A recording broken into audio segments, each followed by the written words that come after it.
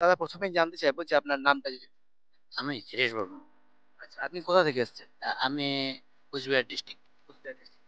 আচ্ছা, আপনি কিন্তু আমার বাড়িটা আলিপুরদুয়ার ডিস্ট্রিক্ট। আমি যে পেশেন্ট নিয়ে আসছি উনি কুচবিহার ডিস্ট্রিক্ট কুচবিহার, কিন্তু খুব বর্ডার, আমাদের খুব কাছাকাছি বাড়ি।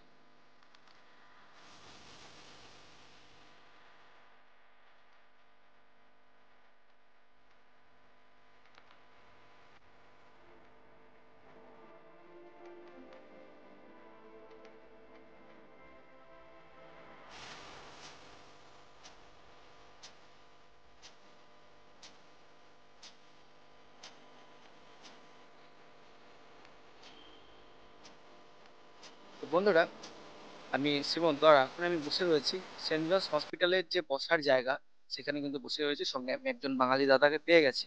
তো ওনার কাছ থেকে হসপিটাল সম্পর্কে কিছু জেনে নেওয়ার চেষ্টা করবো, এবং ওনার যে এক্সপিরিয়েন্স, উনি বেশ কিছুদিন এখানে ট্রিটমেন্ট করে গেছেন এবং রিভিউ আবার প্রসেসের জন্য আবার এসেছেন। তো ওনার কাছ থেকে সম্পূর্ণ প্রসেসটা কিন্তু আমি এবার জেনে নেওয়ার চেষ্টা করবো। তো বিষয় হচ্ছে, দাদা প্রথমেই জানতে চাইবো যে আপনার নামটা যদি আমি শিরিষ বর্মন।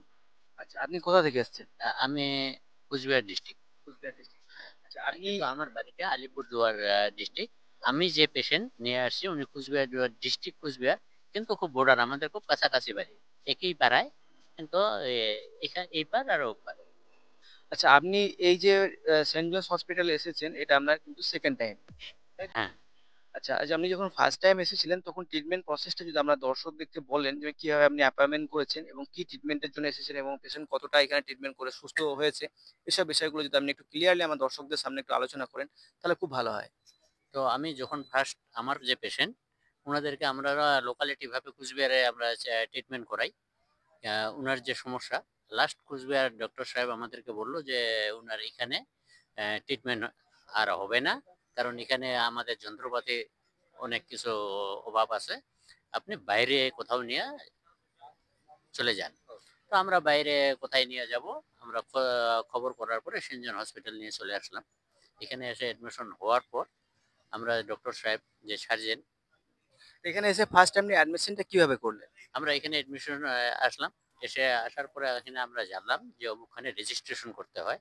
রেজিস্ট্রেশন করার পরে উনারাই এখানকার যে আচ্ছা, ব্যবস্থা। অ্যাডমিশনটা কি আপনি ডাইরেক্টলি এসে করাতে পেরেছিলেন, নাকি আপনাকে প্রথমে ওপিডি তে ডক্টর রেজিস্ট্রেশন করে ডক্টর দেখানোর পরে অ্যাডমিশন করিয়েছে, সেটা যদি কাইন্ডলি একটু বলেন।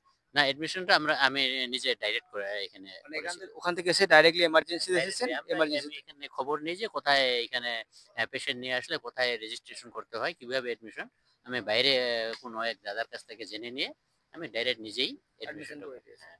আচ্ছা, আচ্ছা। তো তারপরে এখানে অ্যাডমিশন করানোর পর আপনার যে প্রবলেম, মানে কি প্রবলেমের জন্য এখানে এসেছিলেন? আমার পেশেন্টের প্রবলেম ছিল খাদ্যনালী, যে খাদ্যনালীর যে সমস্যা, উনি কিচ্ছু খেতে পারতো না। খাদ্যনালীটা এক জায়গায় কোথায় স্পট হয়ে গেছিল, আচ্ছা, কোনো এক কারণে। স্পট হওয়ার পরে ওই জায়গাটা পুরাটা লাস্ট কিছুদিন এখানে ট্রিটমেন্ট করার পরে লাস্ট বুঝতে পারলাম ওনাকে অপারেশন করতে হবে। ওকে। তখন ফার্স্ট গ্যাস্ট্রোলজি দেখাইলাম এখানে। গ্যাস্ট্রোলজি দেখানোর পরে গ্যাস্ট্রোলজি ডক্টর সাহেব বললো আমার দ্বারা আর এখানে হচ্ছে না, ওনাকে অপারেশন। তখন এক সার্জেন ওনারাই যোগাযোগ করে দিলেন, ওই সার্জেনের সাহায্যে আমাদের অপারেশন হয়ে গেল। আচ্ছা, অপারেশনটা আপনি সেন্ট জর্জ হসপিটাল থেকেই করেছেন? একদম এখান থেকেই। আর আপনি যে যে খাদ্যনালী যে অপারেশনটা করেছেন, সেটা আমাদের কোচবিহারে ওখানে জবাব দিয়েছিল, তারপর এসে এখান থেকে অপারেশন করা হয়েছে। আচ্ছা, সেই অপারেশনের খরচ কত পড়েছিল? আমাদের দেখেন অপারেশনের খরচ এখানে টোটাল অপারেশন খরচ, অপারেশনটা অনেক বড়। ডক্টর যা বলছিল তার সাথে একটু একটু কমই হয়েছিল। ডাক্তার বলছিল প্রায় 5 থেকে 6 লাখ লাগতে পারে, কিন্তু অপারেশন করার পরে আমাদের প্রায় 4,80,000-এর মতো। আচ্ছা, 4,80,000-এর মধ্যে টোটাল প্যাকেজটা কমপ্লিট হয়ে গেছে। আচ্ছা, আচ্ছা। তো তারপর মানে আপনি কতদিন পরে আবার রিভিউ এর জন্য এখানে এসেছেন? 1.5 মাস। তো এখন পেশেন্ট কেমন আছে? পেশেন্ট সুস্থ এখন আছে? পেশেন্ট একদম সুস্থ। পেশেন্ট এখন একদম খাওয়া-দাওয়া সুস্থ, সম্পূর্ণ খাওয়া কিছু দাওয়া করতে পারে? সম্পূর্ণ চলতেছে। হুম। আজকে ডাক্তার সাহেবের সাথে কথা হলো, ডাক্তার বলল যে উনি যে বাড়িতে যে জব আগে করছিলেন সেই জব করতে পারে, আর কোনো টেনশন নেই। ওকে। যার জন্য আজকে এখানে ডাক্তার দেখানো হয়ে গেছে। আচ্ছা। তো তাহলে আপনি কি বলতে চান, আমাদের ওখানকার থেকে যে সেন্ট জর্জ হসপিটালে আপনি ট্রিটমেন্টটা পেয়েছেন, সেটা পেয়ে আপনি কতটা, মানে এই হসপিটাল সম্পর্কে কি ফিডব্যাক দিতে চান? ট্রিটমেন্ট কেমন হয়েছে, বা কতটা আপনি হ্যাপি যে এখানে ট্রিটমেন্ট করে পেশেন্ট সুস্থ হয়েছে, সেই বিষয়ে কি বলতে চান আপনি? এখন বলতে গেলে এটাই বলবো, কারণ আমি আমার পেশেন্ট নিয়ে যে অভিজ্ঞতা, যে এটা বলবো সেনজনে যে চিকিৎসা ব্যবস্থাটা খুবই সুন্দর এবং যেটা আমাদের ওখানে খুব দুর্লভ বলে মনে হয় আর কি। আমি এই পেশেন্ট নিয়ে শিলিগুড়িতেও যোগাযোগ করছিলাম। শিলিগুড়িতে একই কথা বলছিল যে প্রায় 8 থেকে 10 হাজার 10 লাখ টাকা খরচা পড়তে পারে এবং কুচবিহারে বলছিল আমাদের এখানে হবেই না এখন লাস্ট পর্যন্ত। আমি কুচবিহারেও বহু টাকা এখানে খরচা করছিলাম এই পেশেন্টের পিছনে, কিন্তু তাতে দেখলাম যে এখানে তাহলে মানুষ যে তাহলে আপনি এখানে এসে অনেকটাই রিলিজ পেয়েছেন এবং আপনার হিসাবে এখানে যে খরচাটা হচ্ছে সেটা ওখানকার থেকে অনেক কম খরচার অনেক মধ্যে। অনেক কম, অনেক সেফটি খরচা এখানে। আমার কাছে ওটা অনেক সেফটি। আমার যা আইডিয়া ওখানে ওখানকার ডাক্তার যে আইডিয়া দিয়েছিল তার চেয়ে অনেক সেফটিতে আমি আমার এখানে ট্রিটমেন্ট হয়ে গেছে। আচ্ছা, আপনি এখানে যখন ফার্স্ট টাইম এসেছিলেন তখন আপনি এখান থেকে কতটা দূরে রুমে ছিলেন বা কিছু? আমি যখন ফার্স্ট টাইম এখানে আসলাম এইখান থেকে প্রায় হাফ কিলোমিটার ধরে রুমে ছিলাম। ওখানে রুমের ভাড়া কিরকম নিয়েছে? যখন ফার্স্ট আমরা তো আনজান ছিলাম, আমরা একটা ভালো রুমে ব্যবস্থা করছিলাম, তখন 1000 টাকা পার ডে।